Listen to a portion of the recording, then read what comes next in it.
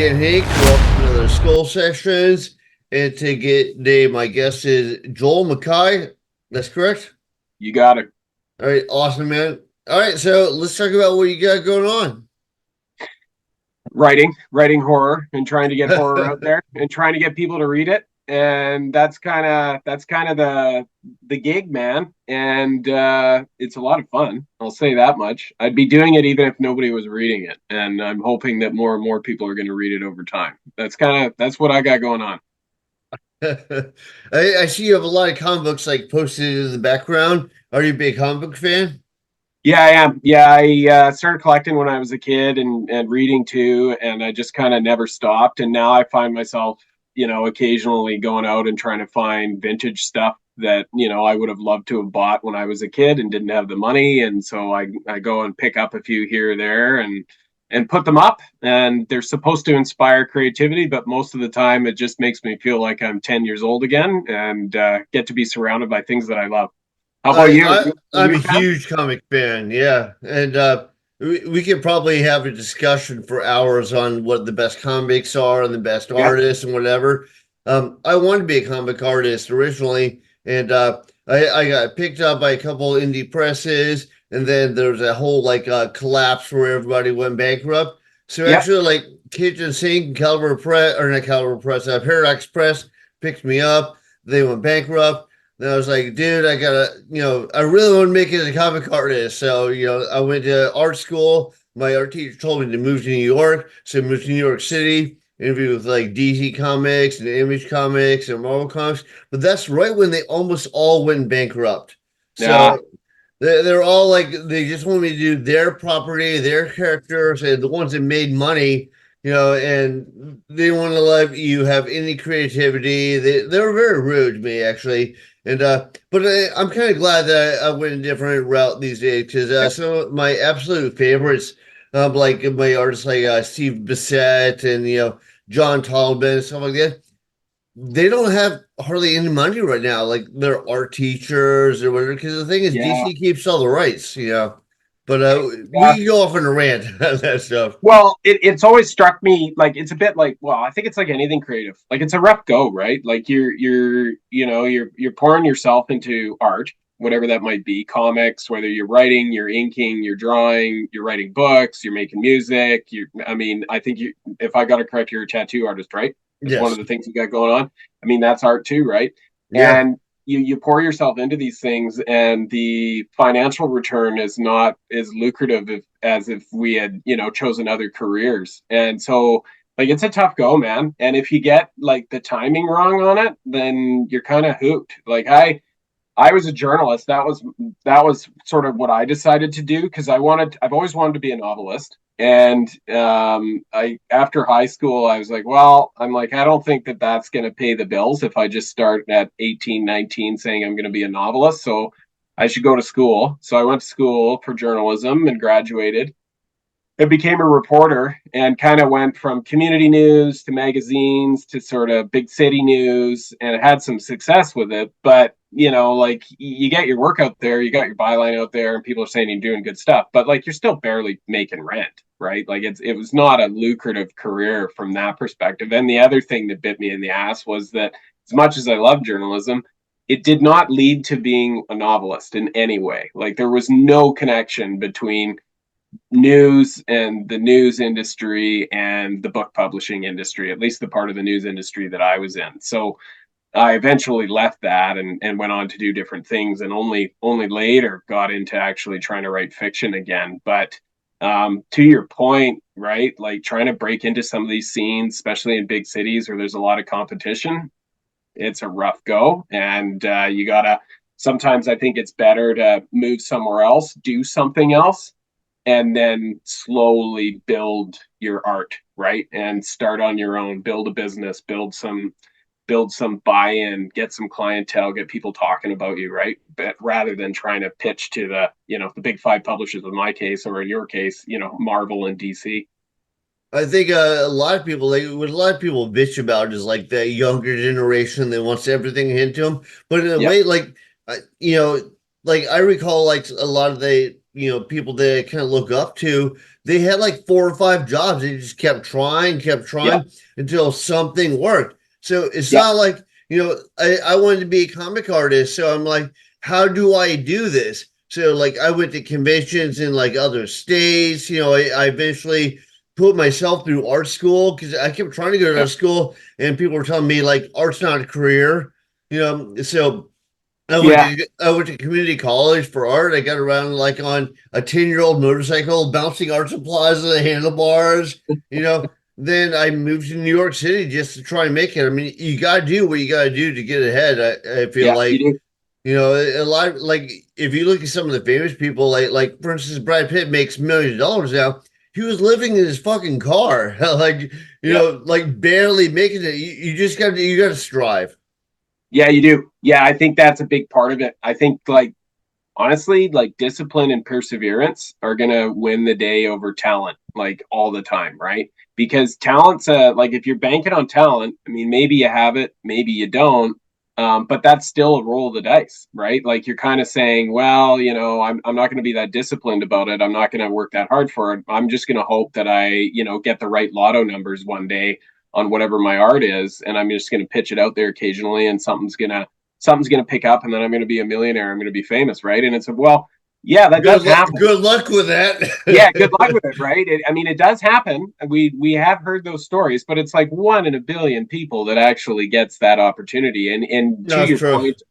to your point, right? Like if you actually want to make it, whatever it is, you just got to stick with it, and then there's a million paths potentially to success. And for me, like yeah, it'd be cool if I sold 1 million books and got super famous writing horror stories and that thing, but I'm gonna do it anyway. So for me, it's like at this point in time, I'm gonna write anyway. I'm gonna write in early in the mornings, I'm gonna write in the evenings, I'm gonna get my stuff out there. And if it happens to be successful, great. If it doesn't, I'm still winning because I'm doing what I love to do in my spare time. So that's kind of where I'm at with it at this point. Well, I feel like a lot of the greats, like they're way less concerned about money and way more concerned about like expressing themselves. Like Yep. Lovecraft, I'm a big fan of Lovecraft. Me Lovecraft too. basically made no money, and he, Yeah. he died from cancer because he was so poor he couldn't afford to go to the doctor until it was too late. Not that they probably could have done much back in the 30s for cancer, but Yeah. you Yeah, know, but your point you're making stands. And I think Robert E. Howard was the same, right? Like he didn't live a long life. He died early, and I don't think he had much of any wealth for all of the short stories. him and Lovecraft were pen pals. Yeah, yeah, I did know that. And they're both I'm fans of both of their work. I mean, what I find incredible with both of them is the volume of work that they got out at relatively young ages. Like just the sheer volume. I've got the complete collected of works of Robert E. Howard behind me here, and that dude wrote a lot of stuff in a very short life. It's really impressive. But But if you don't know, like if you're not into horror, if you're not into fantasy or sword and sorcery, you don't know who that guy is. Like it's only people like us who are into that stuff who kind of know, yeah, that guy's pretty. He was Well, good. He was it's a famous, right? shame because everybody's kind of like, I wouldn't say ripped off, but been heavily influenced by this stuff. They'd be Yeah, multimillionaires now, but it's like, yeah, they died long before like that came to fruition. yeah, they did. Yeah, and so that leads to an interesting question, right? Like, did they miss out? Maybe financially and on fame, but they didn't miss out in terms of getting their work out there and recognized. Like that has happened. That happened when I they think were alive, and it's happened since. And so, if that's your goal, I then think I those think dudes, both would be proud with how this stuff's evolved and like yeah, their stuff is highly respected. I mean, not everyone knows who they are, but the people that do respect their stuff. You yeah, know, yeah, I would agree with that. I mean, in the case of Lovecraft, I mean, he's an entire subgenre of horror, right? Cosmic horror, and right? Which say what you actually want. is my favorite. Is he your favorite? Yeah. Yeah, Like I write my own books and that's what I do. It's like my editor calls it speculative fiction, yeah, but speculative fiction is just like a mishmash of everything thrown in there. But I really like cosmic horror, like cosmic, like that. I don't know if you've seen the movie Event Horizon, oh yeah, yeah. but like that kind of thing is like straight up my alley. Yeah, well, then you and me are going to get along, my friend, because it's the exact same with me. I'm a huge fan of, well, Event Horizon, which scared the shit out of me when I was a kid. But one of my favorite all-time horror movies is In the Mouth of Madness, Oh, that's um, awesome as well. which is, Lovecraftian cosmic horror I at its feel like core. it's basically a take on Lovecraft. Yeah, it is. Yeah, yeah. It's like a mashup between, like, what if Lovecraft had been writing at the time that Stephen King had been famous, and Exactly. so, Yeah. right? Yeah. Yeah. Yeah, it's really good. And so, like, to my own work, like, it is heavily influenced by Lovecraft, and so you'll see a lot of cosmic sort of aspects, especially in some of the short stories and the stuff that's come out this year for me. There's at least two stories in there that are straight up cosmic Lovecraftian horror. A third you could potentially argue, and the novel I'm working on right now is cosmic horror. That's what it is, No, right? And and awesome. Yeah. and I even like I didn't plan it that way. That's just kind of like what it became as it was shaping out. And so I'm like you. It turns out, love that. Just really enjoy it. Yeah, let's focus on what you got coming out because it sounds like you have some really interesting stuff. Like, so you have some short stories out, you have a novel coming out. Like, what do you have out, and what are you working on? Yeah, so I've got so the latest release that came out a couple of weeks ago is a short collection of short stories. It's called "It Came from the Trees and Other Violent Aberrations." You can find it on Amazon, and it's 5 stories. One of them's a novelette, all dealing with kind of the theme of dread, all kind of based here in British Columbia in one way or another, or pulling aspects from this part of the world. And it's an interesting collection because it's only 130 pages. I wanted it to be short because like I like reading anthologies, but like a 300-page anthology for me, it's going to take me a while to get through that. So I thought, hey, why don't we put something together that's a little shorter, a little bit more accessible. So you've got a creature feature as the lead story in that, a couple of eldritch horror stories, and then a sci-fi thriller and a grimdark fantasy to kind of round it out. So that's the latest. And then last year I released a novella, which was a horror comedy. It's Thanksgiving dinner that is a disaster. Think like National Lampoon's Christmas Vacation style disaster family dinner. And then really once that dinner explodes with family members hating one another and not getting along, then werewolves show up and they start ripping people apart, and then the family has to figure out how to survive the night and that kind of thing. So that's the novella. It's called Wolf at the Door. It's available wherever you can get books online, and did surprisingly well for my debut novella. And then short story wise, I've had stuff out. I've only really gotten serious about this in the last few years. It was kind of the pandemic that pushed me in the direction. And so short stories, I've had sort of 6 or 7 out in the last 2 years from different publishers in the US and Canada, all kind of horror. So Okay, awesome. some horror comedy, some sort of monster stories. There was a splatterpunk western that came out about a year ago, and that type of thing. So yeah, that's kind of what's going on at this point in time. And like I say, I'm actually on the other screen next to me. I'm trying to work on wrapping up the first draft of a novel here too. So No, awesome. Yeah, I have as a side note, I have an anthology that's put out almost a year ago now, but to me it's just. But it's called the Never Dead, which I kind of based off that Lovecraft quote, "That never dead," you yep, know. And yep, but I was like, I just wanted like kind of Twilight Zone, Tales from the Crypt, kind of the cosmic horror stuff in there. So if you're down for it, I'll definitely talk to you about putting a story or two in there next time. But yeah, I felt like it had like a very like kind of Lovecraftian feel with some of the stuff. And I know that some of the authors are like, I know you're being Lovecraft, so I'm going to kind of orient myself more towards that way. yeah. And when you say that you like stories like that, like, are you interested in the creature side of it, or are you interested in the psychology side of it? Like, what really is driving you? I think more the creature side of it. 'Cause the thing is, I mean, psychology takes a whole bunch of different, like, different facets and different roles and so on, but like, I feel like a lot of that, like, psychology, when it's human psychology, like, maybe it's just me, but I've seen a lot of it. Like, I've had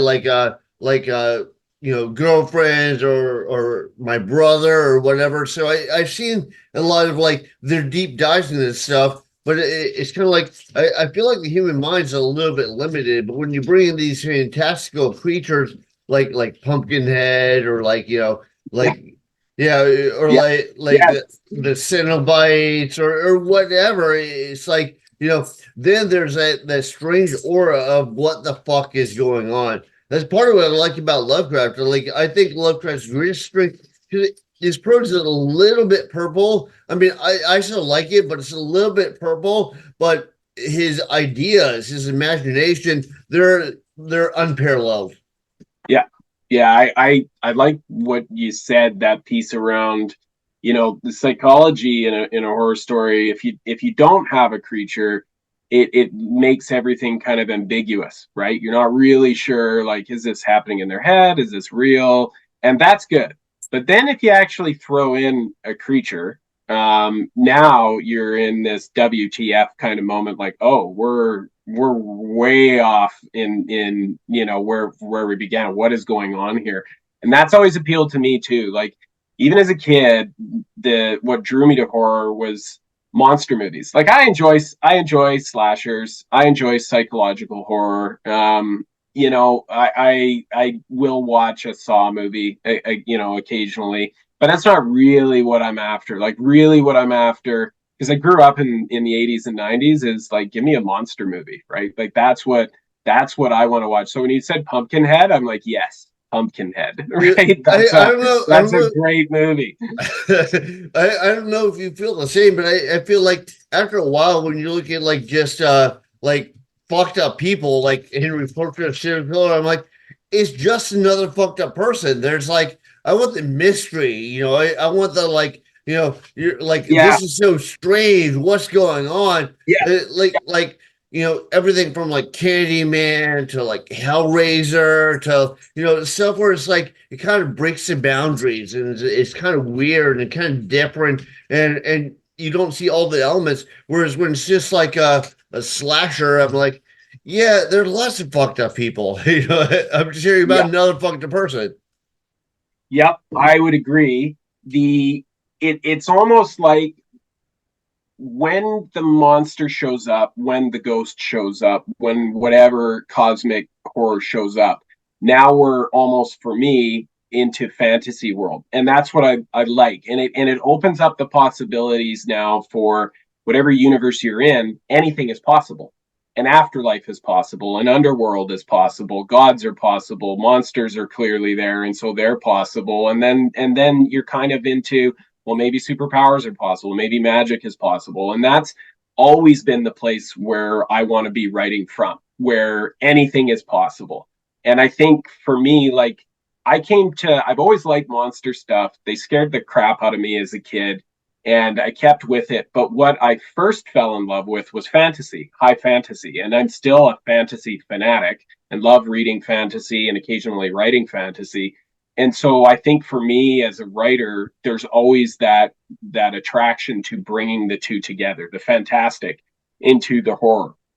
And so I'm like you, like, I can enjoy a horror story that is more reality based, where somebody is just screwed up and they're committing horrific acts or making bad decisions or whatever.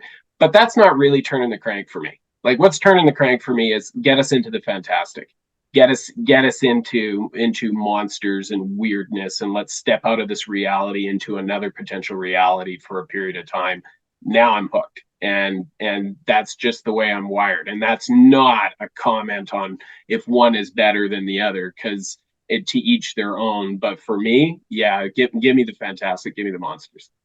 I think this is probably my purely subjective take, but I do think that when you get into that fantastical stuff, there's a lot more like thought involved in that stuff. It's like, because again, if it's just a fucked up person doing fucked up things, you're like, you know, okay, there's lots of fucked up people that have done lots of fucked up Yeah, things over history. It's like there's nothing new here. Whereas, yeah, yeah, when you got to look at like cosmic horror and you look at like multidimensional theory and string theory, and the best ones play with all that stuff in a perfect way. So it's not like they go out on a limb and they just make shit up, but they Yeah. come up with stuff that really makes you go, wow, I never thought of things that way.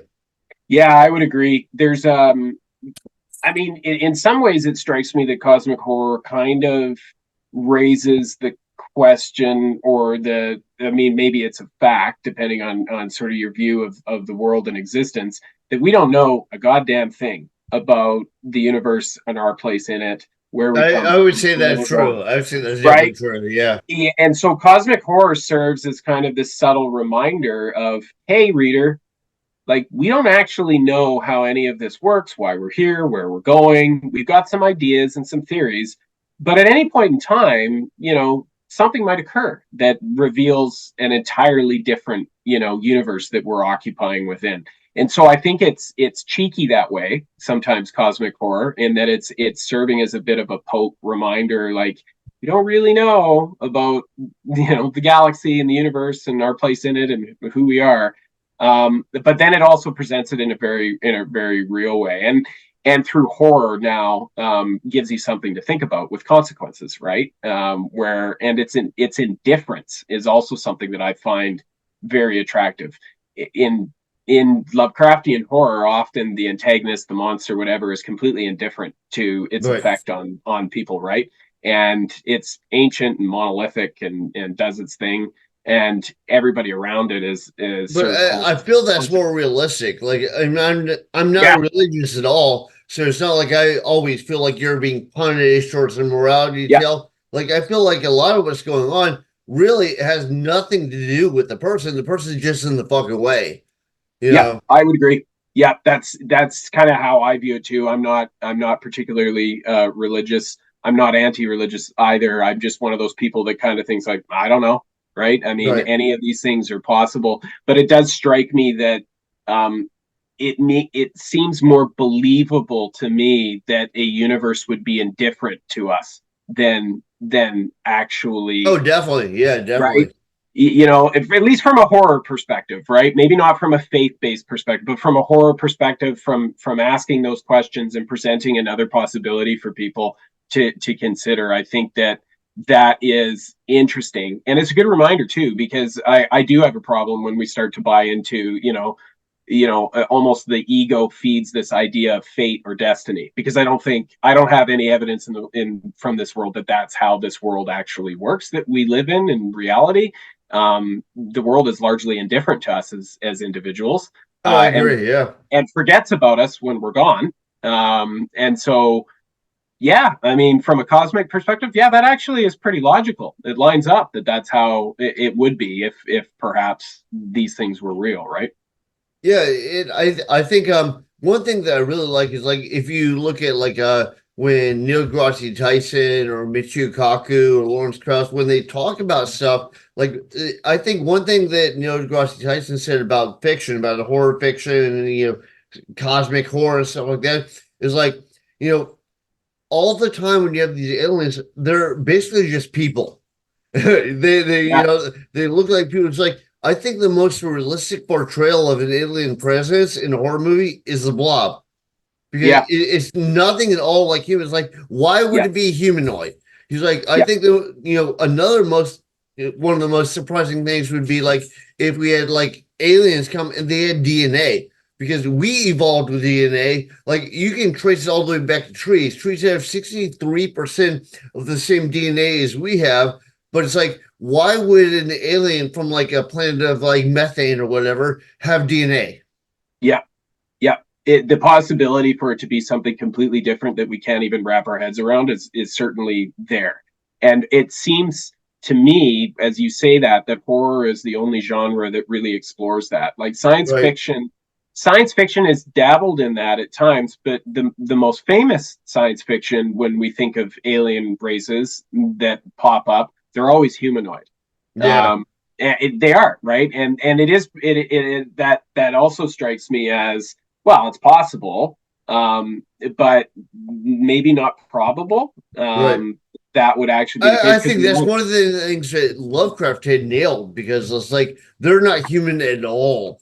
yeah, Yeah, and they're not going to be attractive the way in which we would, view beauty. They may not even have a concept of beauty, right? That Yeah, might be an entirely human they thing. don't even think of us. They don't think of our Yeah, timeline. They don't think of anything, and that's probably why would you be like so interested in human affairs if you're from like some planet light years away or some other dimension? I well, don't know.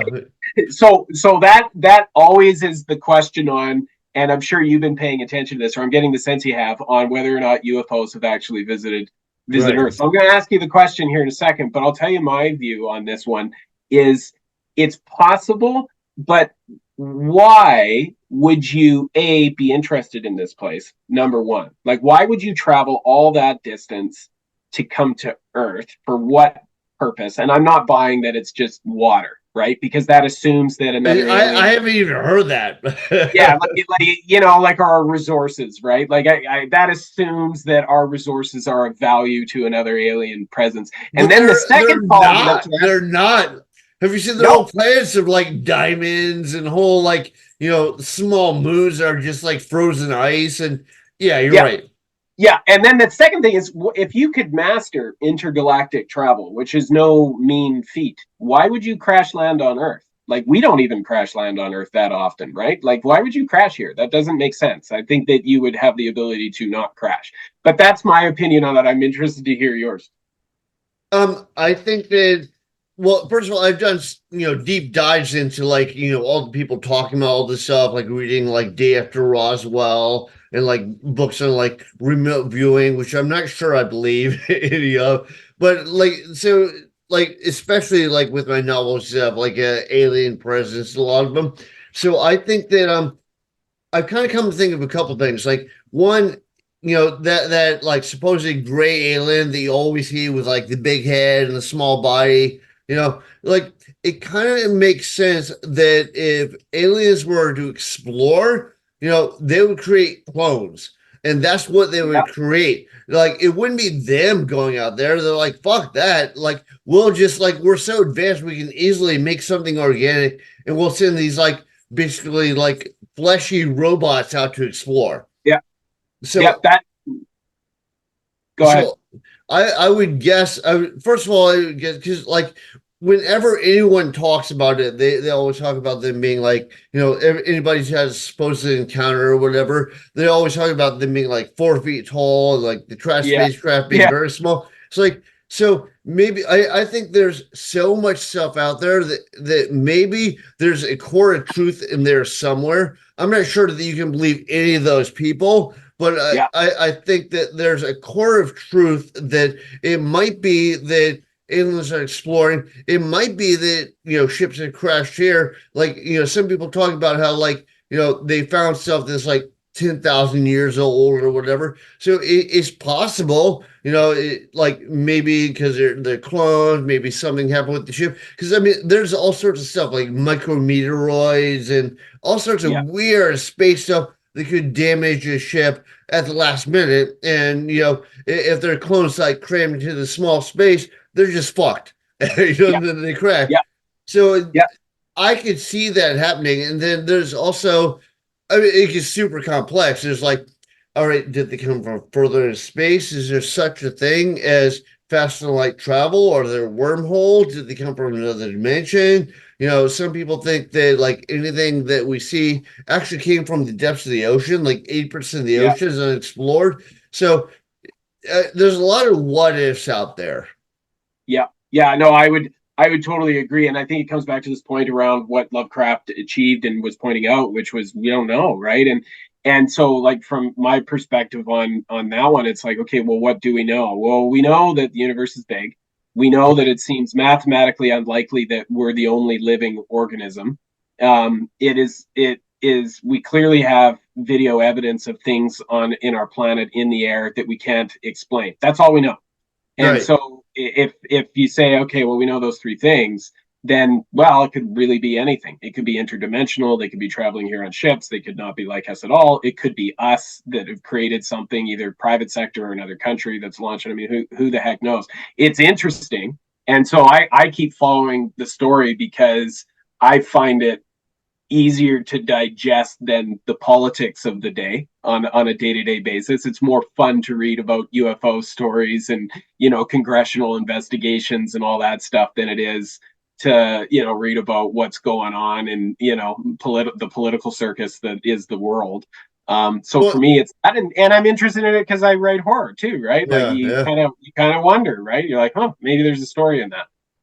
Well, if you wanted to do a deep dive into it, like horror isn't just a matter of like hackers and slashers. Horror is a Yep, matter of questioning the unknown and being kind of terrified by the unknown. Like yep, I don't think anybody would say that like Lovecraft, for instance, was just a horror writer, and like yep, he just focused on like fucked up people doing slasher shit. It's like yep. that's not what he did. He was questioning the unknown. He was like questioning what's going on. And I think the best horror writers do that. Yeah, I would agree. I would think the unknown. I think you're in horror often. I mean, my own view of it, you're exploring emotion, and you're exploring emotion that feeds into things like fear and terror. Like, what is that about? What feeds into that? What causes that? What does that look like? But and big components of that are empathy and grief. In order to understand somebody's fear or their terror, to feel it yourself, you have to have some degree of empathy, or ability to grieve. And so now, as the writer, the goal then is, well, if I want to try and scare people, then I need them to empathize with this character, the situation the character is in, where they're going, and then feel that. And they're to that point, even in Lovecraft. I mean, yeah, he's exploring the unknown, but he's also making you, I think, if you're paying attention to the text closely, you're empathizing with those characters who are faced with Oh, something that is definitely, yeah. unknowable, right? I think one thing that he does is very clever is the like you're empathizing with the characters and their feelings and the way that they like their outlook and everything is totally different than the alien presence. Which why would they have similar emotions? Why would they have similar values? Yes. Yeah. Yeah, exactly. And I mean, that's scary in and of itself, to live in a universe where you find out that there's another intelligent species that has far more advanced technology and does not have the same moral compass or code that human beings are born with. They're indifferent to it. That's terrifying, right? And then the question becomes, well, okay, if you're going to write or create that story, show that story, how do you get to that? How do you really articulate the emotion that is going to lead into that, to terrify your readers that this is a thing that is coming to our planet? You can do that with insects that in giant insects that invade a planet. But I find it more scary if you can actually have, beyond just the creature's intelligent. And it Well, just, I think if the creator is good enough, if they're strong enough in their craft, I mean, it doesn't matter whether they're giant ants. I mean, if Neil Gaiman yeah. wrote a story about giant ants taking over the world, I'll bet it would be an awesome read. Mm-hmm. Yeah, I would agree with that. I mean, a classic example of this, where they're indifferent, they're insectoid, but they're not stupid, would be Alien, right? Like they just perpetuate. They just want to perpetuate their species and take over spots. They're not trying to conquer. They're not. It's not that they're trying to kill people to just kill people. They're actually trying to use them as vessels to hatch their eggs and further their species. That's Well, terrifying, there, right? there, It's terrifying. there's a whole story, and I think that I liked it better when it's like the first couple of Alien movies. I feel like Yeah, Ridley Scott kind of changed the narrative as it went along, but I felt like these the original the engineers I didn't like when they turned out to be like basically giant humanoid humans. I like it when they looked real yeah, weird and stuff. But I think originally it was like they created the aliens to like drop on other worlds or whether it was Earth or whatever and just devastate them. And then yep, they got loose and killed them, and the craft crashed. yeah, So yeah. You're right. I Yeah, like the idea of that. And then when later on, it's like, well, the engineers created us with this black goo, and then I was yeah, like, you just like, I didn't need to know all that. That's one of the problems too with like people come with this awesome concept, and then probably because there's a demand for it, but they just tell you too much. Like, I Yeah, don't need to know that. yeah, yeah. It's a funny thing. It's a question of lore and mythos, right? Because like I love lore, I love backstory, I love history, but I don't want to be hit in the face with it as a reader. I want it to be a little off to the side so that when I'm in that world, I'm aware of it. I'm getting enough that I need to understand and enjoy the story, but I like the mystery of it around there, right? And so I don't need 50 pages of exposition that tells me, who did what and what year and why and how this led to the next thing and everything. That isn't that interesting to me. What's more interesting to me is the feeling I get that exists, that Yeah. around all of this there is a history, there is a mythology, there's a lore. No, And I think that's a good point. I think you're right. Like, I think a backstory really helps strengthen as long as you don't like go off on like a tangent and yeah, spend like chapters and chapters talking about the backstory. People are like, this is hugely irrelevant. I don't give a fuck. yeah, it's not, yeah, because why are you there in the first place? Well, you're there as in the case of reading and writing, you're there to experience and go on the journey that those characters are on, Right. and to reflect on the decisions they make, the things that they have, and enjoy it in parts and not enjoy it in parts. So the history, the lore, the mythos is a part of that. There's no question, and I love world building as much as the next guy, but I think that you've got to be really, really careful. You can't forget that what you're trying to do is shepherd a reader from page 1 to page 300 or wherever the end is, and Right.